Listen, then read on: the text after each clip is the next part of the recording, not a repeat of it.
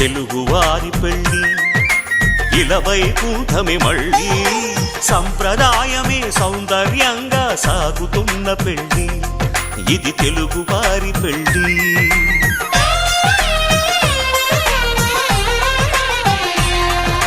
తెలుగువారి పెళ్ళి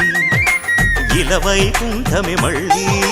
సంప్రదాయమే సౌందర్యంగా సాగుతున్న పెళ్ళి ఇది తెలుగువారి పెళ్ళి ఒకరికి ఒకరని అనుకుంటే అదే నిశ్చితార్థం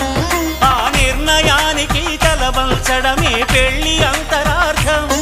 శతమానం భవతి అంటుంది శ్రావణ మాసం శ్రావణ మాసం శ్రావణ మాసం తెలుగువారి పెళ్ళి ఇలవైకుంఠమే మళ్ళీ సంప్రదాయమే సౌందర్యంగా